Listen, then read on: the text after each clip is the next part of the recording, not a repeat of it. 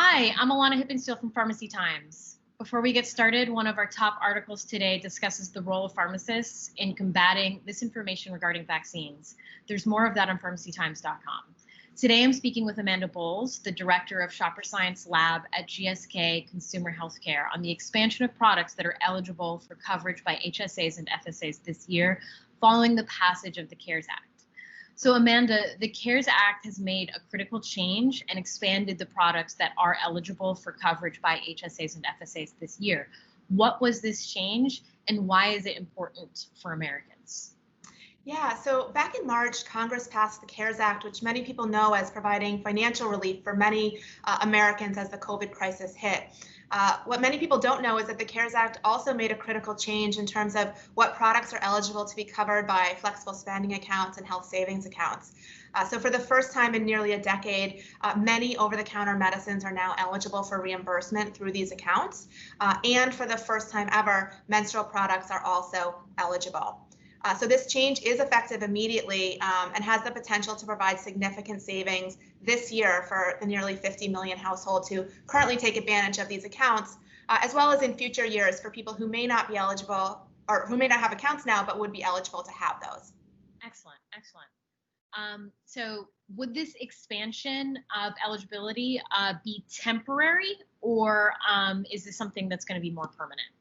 No, it's not temporary. There is no expiration date on this expansion. So, shoppers are able to take advantage of the benefit immediately. And in fact, it's retroactive to the beginning of 2020. So they can submit for reimbursement for any of these items they may have purchased so far this year if they've kept their receipts.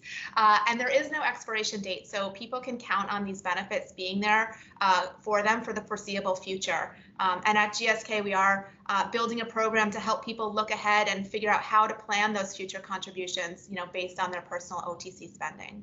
Great, excellent.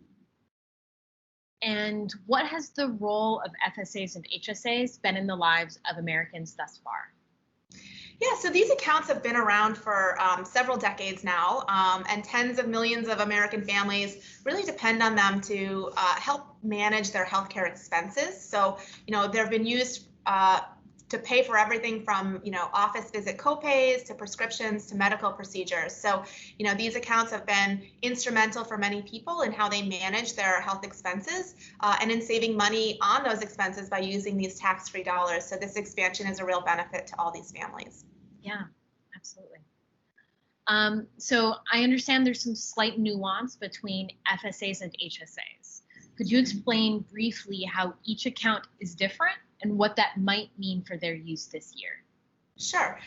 So a flexible spending account, or an FSA, is an account that's often offered by employers in conjunction with the traditional health insurance account. It is a pre-tax account, and these funds are meant to be spent in the year in which they're allocated. So that means they tend to be use it or lose it. The unspent funds are forfeited at the end of the year. There are some nuances with that. There are some limited rollovers available, but by and large, FSA funds need to be spent within the calendar year. Okay. Now, HSAs, or health savings accounts, operate a bit differently. So the accounts are also pre-tax, but only people with qualifying high deductible health plans are eligible. Yeah. And the critical difference here is that HSAs are not use it or lose it. These accounts are designed to roll over year to year, and they can be invested for long-term growth. Right. In terms of similarities, the type of health spending you can do from each account is the same, and the OTC eligibility change applies in the same way to both accounts. Right. Got it. So how does this expansion of HSAs and FSA coverage eligibility benefit Americans? And what products may be covered now that weren't before? I know you kind of mentioned this a little bit, but anything more specific?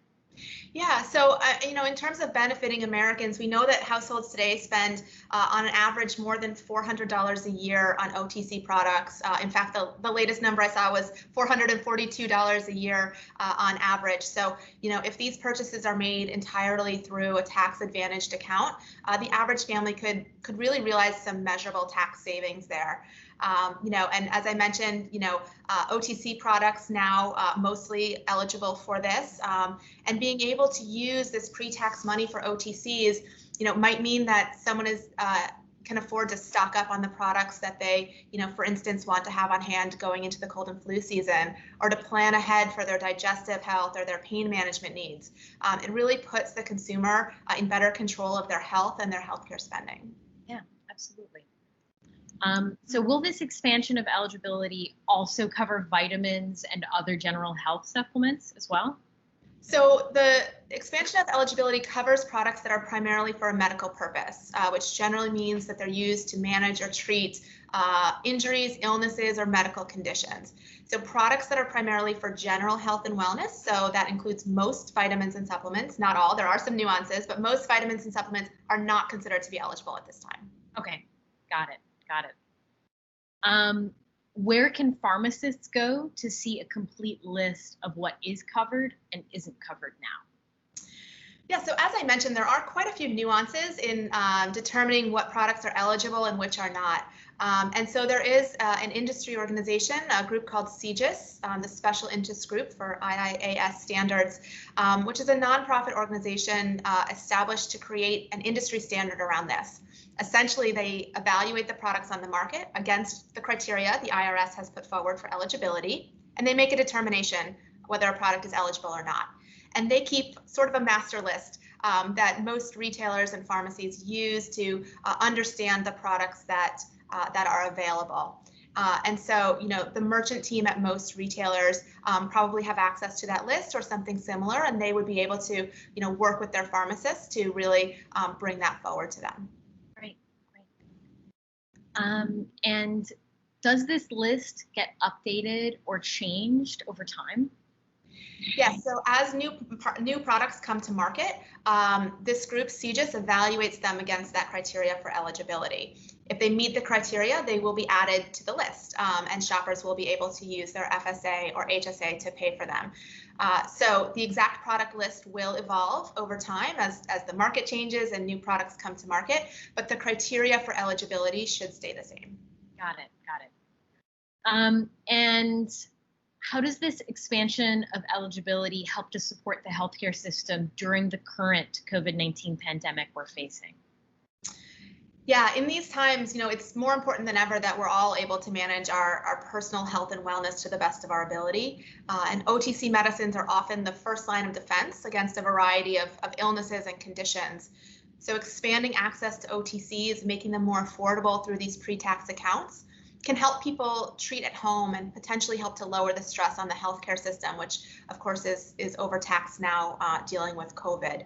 At GSK, we believe in the power of OTCs to put people in control of their health and wellness. And that's why we're really focused on driving awareness of this change and working with our business partners to bring it forward to their shoppers to take advantage of.